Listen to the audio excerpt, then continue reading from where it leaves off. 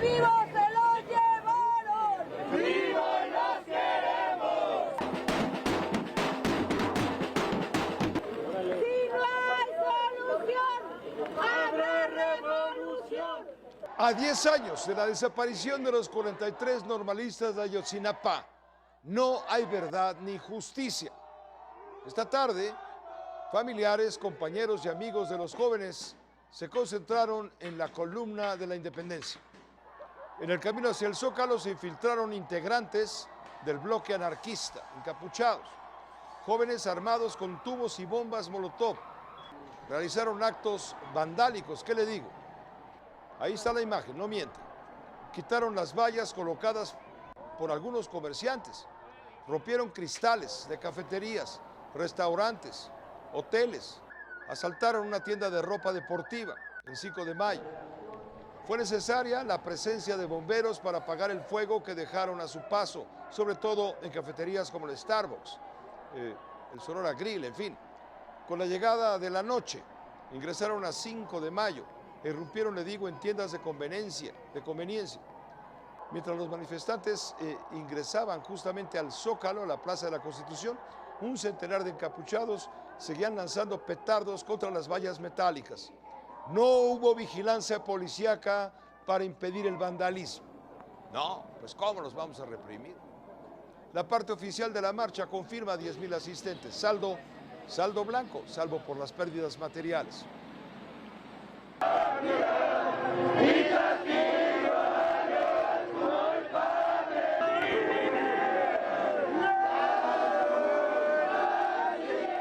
Ahora, como muestra la imagen, la verdadera marcha, la marcha de los alumnos de hoy en la Normal Rural, familiares, en fin, caminó del Ángel, de la columna de la Independencia, al Zócalo por Avenida Paseo de la Reforma. Cruzaron la glorieta de la Huehuete, la glorieta de las mujeres que luchan hasta llegar al antimonumento a los 43 en Reforma y Avenida Juárez. Se detuvieron para pasar lista a los estudiantes desaparecidos. Luego siguieron la marcha por Avenida Juárez, precisamente. Cruzaron Eje Central e ingresaron a la calle de 5 de mayo. Antes de llegar al Zócalo, se encontraron muros de concreto. Los saltaron y continuaron el camino. Tenían que llegar.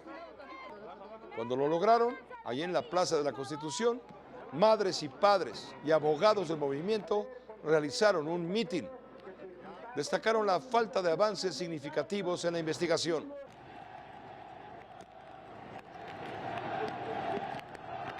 Que hoy, pues, 26 de septiembre del 2024, se cumple una década de la desaparición de los 43 estudiantes en Iguala, Guerrero.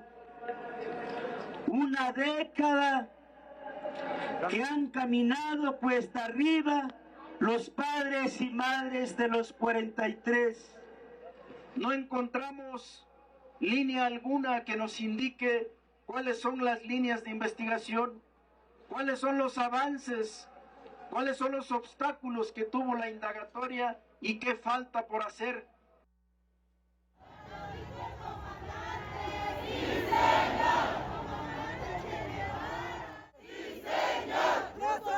Esta mega protesta se replicó en Michoacán, por ejemplo. Ahí estudiantes provenientes de distintas normales oficiales del Estado se concentraron en el monumento a Lázaro Cárdenas. Caminaron hasta Palacio de Gobierno, en el primer cuadro del centro histórico. Con pancartas y consignas, cerca de 1,000 normalistas exigieron justicia y desde luego la aparición de los 43 jóvenes de Ayotzinapa, vivos o muertos, pero que aparezcan, que se sepa. El presidente de la República reconoció complicaciones, así dijo, complicaciones en las investigaciones del caso. No logró llegar a la verdad ni a la justicia. En los 4 días restantes del sexenio, López Obrador se comprometió a continuar trabajando para intentar dar con el paradero de los normalistas, lo que no se ha logrado en 3,653 días desde aquella noche trágica hace 10 años. Según el presidente Claudia Sheinbaum, la próxima presidenta dará continuidad al caso. Es otra herencia. No hay impunidad para nadie. Hicimos todo por encontrar a los jóvenes. A nadie se le protegió, queríamos saber todo, se complicaron las cosas, están enredadas, complicadas por intereses, pero la verdad siempre se abre paso y la justicia tarda pero llega. Se complicaron las cosas por intereses. Con uno, el maestro Alfonso Zárate, sociólogo, analista político, presidente de Grupo Consultor Interdisciplinario, es una firma especializada en estrategia y comunicación política. Hoy ha aceptado acompañarnos para comentar todo esto con usted y con nosotros. Se ha complicado, hay intereses. Alfonso, bienvenido. Gracias por estar aquí. Sin duda que hay intereses, Pepe. Yo creo que... ¿Cuáles presumes tú que sean esos intereses? ¿Por qué se ha complicado? Yo recuerdo muy bien cuando entró el gobierno, que está por terminar ya, entró con la premisa desde la campaña de que se indagaría la verdad verdadera porque fue un crimen de Estado. Y ahora resulta que... Yo creo que en la historia de los hechos políticos, no solamente en México, en el mundo, existe algo que se llama razón de Estado. Y en función de esa razón de Estado se han ocultado crímenes y se han cometido crímenes. En mi opinión, la investigación que estaba armando el procurador Jesús Murillo Caram llega hasta el jefe del Ejecutivo, y cuando el jefe del Ejecutivo, que era Enrique Peña Nieto, la recibe y ve que involucra al ejército mexicano, le dice: Chucho, eso exclúyelo. ¿Por qué? Mira, Pepe, yo creo que en México, no sé si por lo menos a partir de la revolución o de la posrevolución, hay una institución intocada e intocable que es la de las Fuerzas Armadas. Tú recordarás una película clásica que fue La sombra del caudillo, una película basada precisamente en la novela de Martín Luis Guzmán, La sombra del caudillo, que estuvo enlatada durante décadas porque de alguna manera cuestionaba el carácter impoluto, recto, vertical de los generales de la posrevolución. Entonces yo creo que eso es lo que limitó el que la llamada verdad histórica llegara hasta sus últimas consecuencias. Pero eso pone en ridículo al presidente de la República, con todo respeto, como dice él. Sí, y cuando el presidente López Obrador integra una comisión para la verdad y se la encarga a Alejandro Encinas, su compromiso es esclarecer los hechos, saber en dónde quedaron los jóvenes y castigar a los responsables. Encinas da un paso más en el sentido de hacer notar que había testimonios que hablaban de la participación de miembros del 27 Batallón asentado en Iguala en estos hechos. Pero yo diría que vale la pena abrir la perspectiva, es decir, no concentrarnos a los acontecimientos de hoy, hace 10 años y la madrugada de mañana, sino darnos cuenta de que de tiempo atrás Iguala y los municipios adyacentes estaban convertidos en narcomunicipios. ¿Y eso no lo sabía el gobierno? Tenía que saberlo, Pepe, porque cuando tú desde la perspectiva de la inteligencia civil construyes el mapa de riesgos en el país, Iguala tenía que ser un punto en el mapa de riesgos. Tenía que saberlo, en primer lugar, el gobierno del Estado, que tiene Procuraduría, que tiene Seguridad Pública, que tiene Secretaría de Gobierno, las áreas políticas del gobierno del Estado. Tenía que saberlo la inteligencia civil, tenía que saberlo la Policía Federal y tenía que saberlo el grupo militar asentado ahí, el 27 Batallón. Entonces, lo que tenemos a 10 años de distancia es algo realmente muy triste, porque nos habla del nivel de justicia en este país. Y diría otra cosa: el presidente de la República ha insistido en el halago, el elogio a la cultura prehispánica, a los pueblos originarios.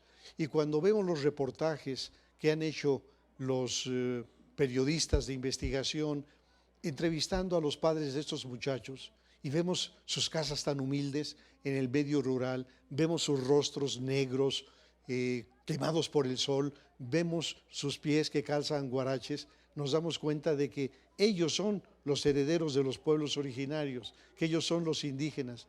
Y el día de hoy, lamentablemente, ellos no pudieron llegar a Palacio Nacional. Hay una valla que protege el Palacio Nacional, así como el presidente no pudo recibir tampoco a las madres buscadoras para evitar un espectáculo político, para cuidar la investidura. Entonces, me parece que el trayecto de estos 10 años es algo que nos muestra el nivel de penetración del crimen organizado, su complicidad con autoridades de todo tipo, municipales, estatales y federales, y que la situación en Iguala y en los municipios vecinos nada ha cambiado. Es decir, cambiaron la fachada. Ahora ya no es el PRD el que gobierna con Abarca, sino que es Morena. Cambiaron el nombre de las bandas delictivas, pero continúan las extorsiones, continúan los secuestros y continúan los homicidios. Murillo Karam es víctima. Ha habido detenidos, ciertamente. Ha habido también quienes fueron exculpados por cuestiones judiciales, jurídicas, en fin.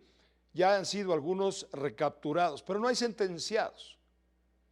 Y hay hombres clave que fueron comprados como testigos protegidos. ¿A dónde va esto? ¿A dónde fue a dar Encinas con todo esto? Porque Encinas era el que iba a resolver el asunto, tenía las llaves del gobierno para lograrlo, y finalmente cuando se metió con el ejército… El presidente le dijo hasta aquí. Le dijeron hasta aquí y lo sacaron de la escena. Es cierto, yo creo que… ¿Esos son los intereses que se movieron? Sí, sin duda alguna.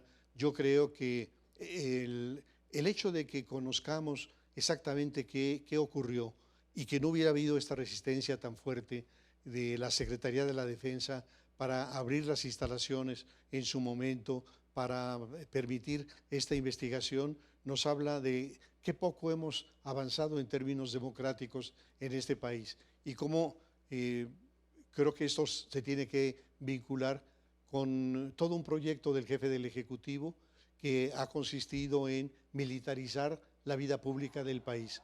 La presidenta electa dice que no es militarización, pero yo creo que si nosotros mostramos el día de hoy cuántas son las actividades no propias de las Fuerzas Armadas en las que están involucrados negocios y poder, tenemos que concluir que en esta materia el país ha sufrido una regresión, un retroceso de cuando menos 100 años. De esto podríamos hablar horas, meses, semanas.